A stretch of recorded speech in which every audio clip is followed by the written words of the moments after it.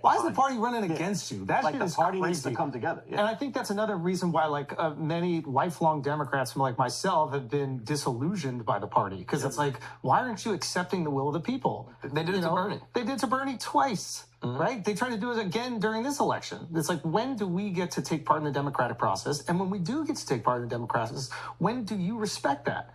They might disagree with you, but it's not up to them.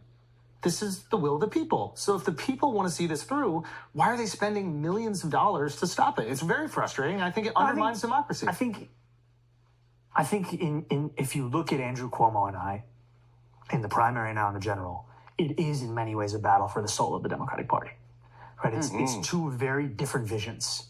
And the things that we like to say are exclusively Republican problems, we saw a lot of them in the Democratic primary. Right? It wasn't a Republican that sent a mailer that artificially lengthened my beard. It wasn't a Republican that called me.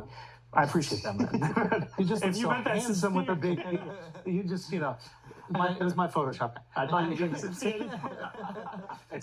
what you went through is unbelievable. But my point is that that's from a man that at one point was being spoken about as being the next president of this country. Yeah. Like, it's easy to forget now that we watch Andrew Cuomo on stage. Yeah. But not that long ago, people were saying he should be the next president of this country. Fucking idiot. So who? You said it. When did I say that? You said it early in COVID. Before we Run the tape. Run the tape. Can you get the clip? It's a private conversation I'm never got in public. Because I'm not a good person. Talk every night with him and his brother. It was fun. Yes. We're waiting for the last dance. I'm going to ask you a question. You might not want to answer this, but this is something I see, brown guy to brown guy. BG A lot of people like, there's an anti-Semitic label. Anti-Semitic label that happens. Do you think that happens if you're not Muslim? Because I've looked into what you said. It seems like you denounce anti-Semitism. I do. You criticize Israel. A lot of times it gets conflated, but the label won't stick unless there's another outside factor. I do think that Andrew Cuomo, there are a number of things that he has said and done he would not have done if I weren't a Muslim candidate. And it is all too familiar for a lot of Muslim New Yorkers who grew up in this city to see the speaking up for Palestinian human rights to then be labeled as if it is bigotry against the Jewish faith. And what I've appreciated is that for all of the fear-mongering that he's done, there are so many Jewish New Yorkers who are able to see through that, and that I can look through his fear-mongering and still reckon with anti-Semitism in this city and talk about the real ways that will actually root it out. Yeah. It's not how Andrew Cuomo wants to weaponize it. It's, are you going to increase funding for hate crime prevention programs? Are you going to ensure that the NYPD are outside of synagogues and temples on the Jewish high holy days? Are you going to actually have a curriculum like Hidden Voices taught in schools that celebrates the breadth and the beauty of Jewish life?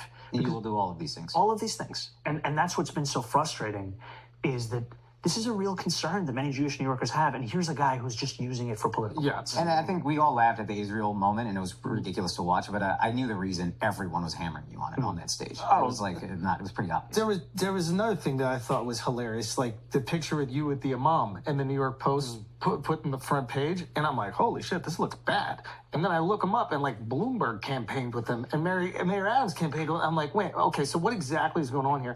And then I think Cuomo said something where he goes, look at him standing with this guy who's homophobic. Like, he even detached himself from the World Trade Center bombing thing because he knew it was a unindicted co-conspirator is translation for man who is not found guilty of anything. Yeah. It's like, I obviously object to a number of things that the imam has said about queer New Yorkers, and I am able to still stand there and speak to him while having a platform to defend those same queer New Yorkers, celebrate and cherish them in the city. Yeah. And Andrew Cuomo is always looking to distract from the fact that he has no plan. I'm not asking you to justify yourself. I'm just showing you that there are these campaigns that are put out there, and, people will twist the truth. And like, it doesn't only happen with politicians. It happens like anybody famous. You know what I mean? So it's like, and you're getting the brunt of it.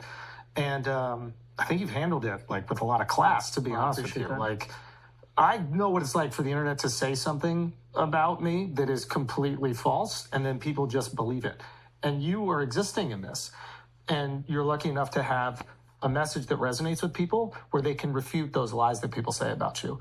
I don't know if that's luck. I think that might be like talent, like you earned it. But it is fortunate that there are people that will be vocal despite the criticism that they might endure. Like, yeah, it's pretty. That's pretty awesome that you're touching people like that. I genuinely hope that like what you're presenting can be executed. I mean that sincerely. I mean that sincerely. I appreciate it. I know that there's going to be a lot of opposition. You know that more than anything. You've been in government. And yeah, I just hope you have the political capital to push it through. And I hope that these decisions actually make life better for New Yorkers. And I hope if you find that they don't, that you won't be caught up in your ego and you will be able to pivot for the best of New It York. always has to be for the city.